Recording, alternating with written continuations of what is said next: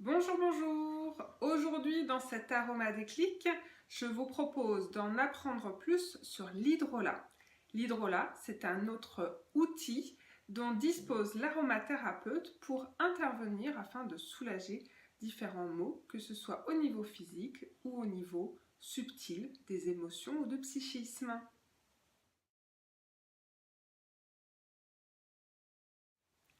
L'hydrolat est un produit issu de la distillation à vapeur douce d'une plante, ou plus exactement d'une partie d'une plante.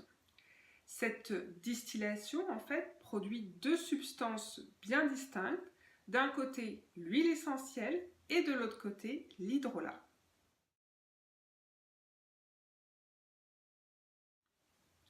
On rencontre souvent le terme de eau florale pour désigner un hydrolat.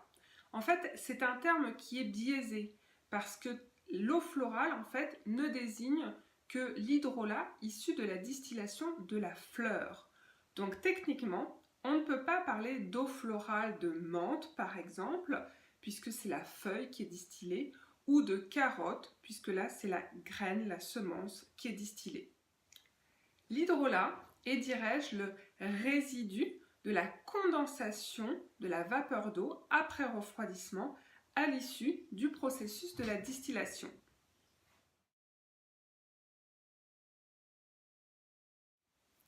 Voyons avec ce schéma comment cela fonctionne. Tout d'abord, la réalisation se réalise grâce à un alambic. Ça, c'est l'instrument, l'outil qui va permettre la distillation. On va placer la plante, ou tout du moins la partie de la plante que l'on va distiller, que ce soit la feuille, la graine, l'écorce, etc. Donc on va la placer dans un réservoir, au-dessous duquel il va y avoir de l'eau, et encore au-dessous duquel il va y avoir un foyer de chaleur. Ce foyer de chaleur va faire monter l'eau en température et va la faire bouillir. De là, va se dégager de la vapeur d'eau qui va passer au travers de la plante et justement se charger avec toutes les molécules aromatiques de la plante qui sont riches en principes actifs. L'ensemble va voyager dans l'alambic et se concentrer massivement à l'entrée du serpentin.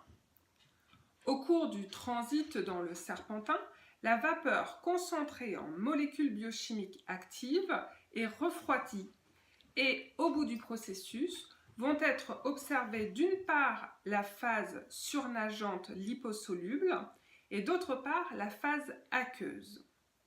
De la première, on obtient justement la fameuse huile essentielle.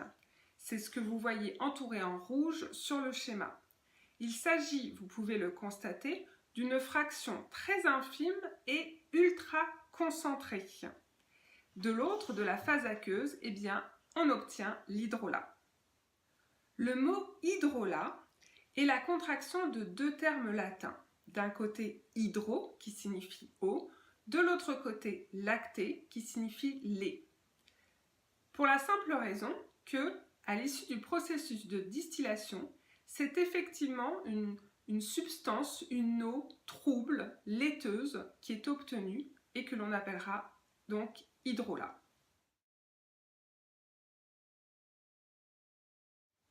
L'hydrolat est constitué des molécules hydrosolubles de la plante, tandis que l'huile essentielle est constituée des molécules liposolubles. C'est la raison pour laquelle l'huile essentielle, qui en fait n'est pas une huile à corps gras proprement parlé, ne peut pas se dissoudre dans l'eau. L'hydrolat, c'est une eau aromatisée, parfumée, odorante, qui est imprégnée des mêmes molécules que l'huile essentielle, mais pas dans sa globalité, pas dans la totalité des molécules, c'est-à-dire que on ne va retrouver qu'une partie des molécules de la plante dans l'hydrolat, et pas du tout dans la même concentration, puisque dans l'hydrolat, ces molécules sont très diluées, alors que ces molécules sont beaucoup plus variées, beaucoup plus complètes dans l'huile essentielle et de manière très concentrée. Huile essentielle et hydrolat d'une même plante vont donc avoir des compositions biochimiques différentes, bien qu'avec des similarités.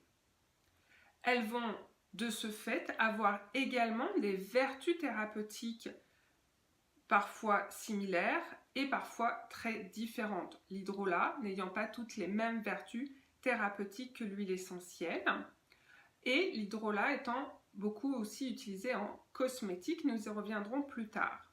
Dans tous les cas, huile essentielle et hydrolat peuvent tout à fait se montrer complémentaires dans un protocole aromatique. Alors attention en termes de vocabulaire, lorsque vous voyez l'appellation eau aromatique, il ne s'agit pas du tout d'hydrolat, puisque l'eau aromatique n'est pas issue de la distillation de la plante comme l'hydrolat, mais plutôt d'une macération d'eau, de la plante et d'alcool.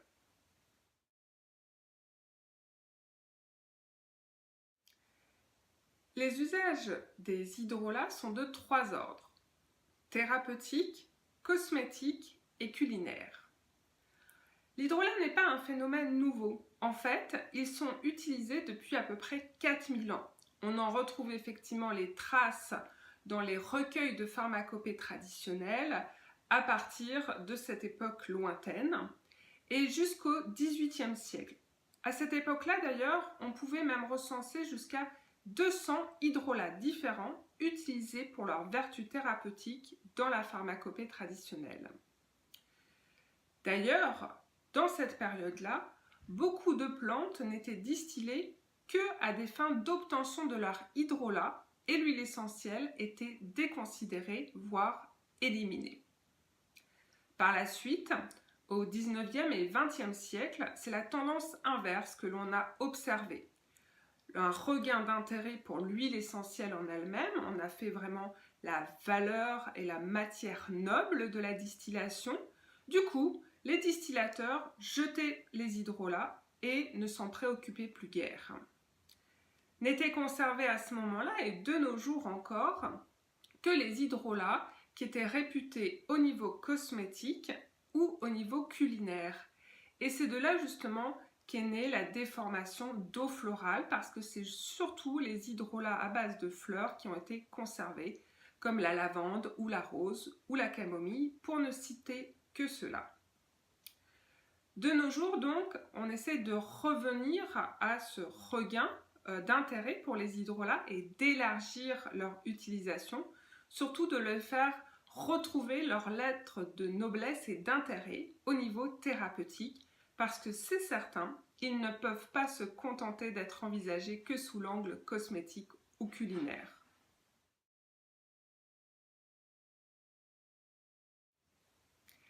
Quels sont les avantages des hydrolats? Eh bien, pour les résumer, pour les synthétiser, on peut dire qu'il y a 7 grands avantages aux hydrolats. Premièrement, on va remarquer une plus large, une meilleure tolérance générale pour les hydrolats.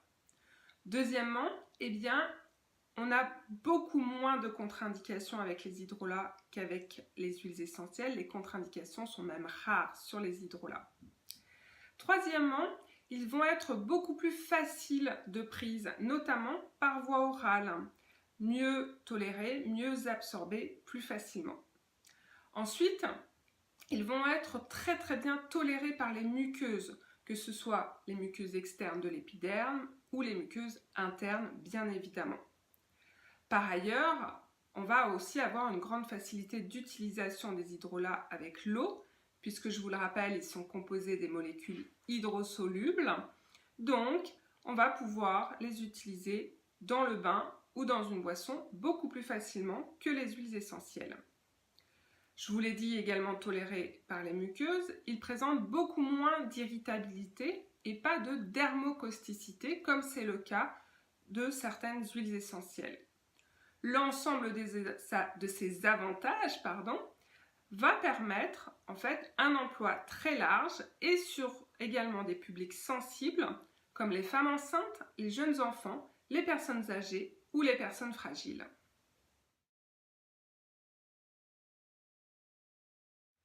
Cependant, il y a quelques inconvénients quand même avec les hydrolats. Tout d'abord, ce sont des substances fragiles, donc elles vont nécessiter un stockage rigoureux. On ne va surtout pas les laisser à la chaleur, surtout pas les laisser à la lumière, éviter de les trimballer entre guillemets partout dans le sac à main, la voiture, etc. Autre inconvénient, c'est ils ont les hydrolats une durée de vie courte. 1 an et demi maximum, contrairement aux huiles essentielles que l'on peut conserver lorsqu'elles sont stockées dans des bonnes conditions jusqu'à 10 ans. Et puis, enfin, l'hydrolat, une fois qu'il est ouvert, ne pourra pas se consommer au-delà des 3 mois après l'ouverture et toujours à partir du moment où on va le conserver dans le réfrigérateur. Donc vous le voyez, ce sont des éléments d'information à prendre en compte pour la bonne utilisation des hydrolats.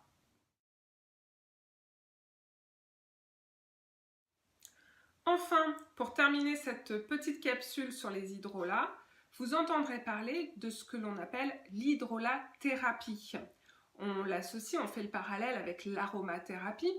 En fait, l'hydrolathérapie est encore une spécialité de l'aromathérapie qui est elle-même une spécialité de la phytothérapie. L'hydrolathérapie en fait désigne la pratique thérapeutique qui est basée sur l'utilisation des hydrolats. C'est une pratique thérapeutique à part entière ou complémentaire. Par contre, attention, ne vous fiez pas à celui qui va prétendre vous guérir d'une maladie grave simplement avec des hydrolats, c'est un charlatan. Un hydrolat ou l'hydrolathérapie ne saurait guérir une maladie grave, on est très clair là-dessus. Par contre, l'hydrolathérapie peut largement accompagner les petits bobos du quotidien et intervenir aussi dans tout ce qui est confort, bien-être et amélioration de la qualité de vie et des conditions de vie. Je vous proposerai de suivre la petite série sur les différents hydrolats à utiliser au quotidien. À très bientôt!